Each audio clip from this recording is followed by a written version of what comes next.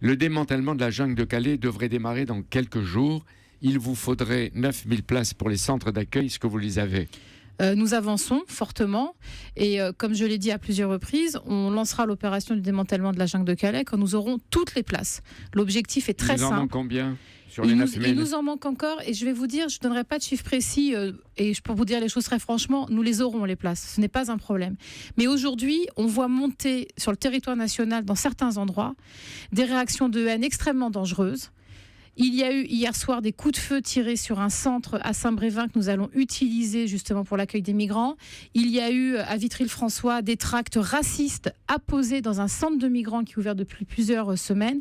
Et moi, je vous le dis franchement, ce matin, avec Bernard Cazeneuve, on s'est lancé dans cette opération en disant qu'on voulait être digne et responsable. Et aujourd'hui, moi, j'ai besoin que tous les humanistes de ce pays, tous les progressistes, s'opposent, s'expriment pour dénoncer ces actions extrêmement racistes qu'on voit aujourd'hui. Mais vous voyez bien qu'il y a des maires, donc des élus et des populations qui ne veulent pas de migrants chez eux, même en petit nombre. La majorité des maires, y compris le maire de Saint-Brévin hier, a dit qu'il voulait que ça réussisse. Et moi, ce que je vois aujourd'hui, c'est que l'État prend ses responsabilités et que nous demandons aux élus locaux de nous accompagner. Mais que même s'ils veulent pas. Mais s'ils veulent pas, nous prendrons quand même... Il y a des manifestations des gens eux-mêmes. Nous prendrons quand même nos responsabilités. C'est-à-dire que nous ouvrirons des centres pour faire ces 9000 places parce qu'on ne peut pas accepter de laisser des gens à la rue, dans la boue, alors ils relèvent du droit d'asile. Et aujourd'hui, nous menons partout en France des réunions de concertation, partout.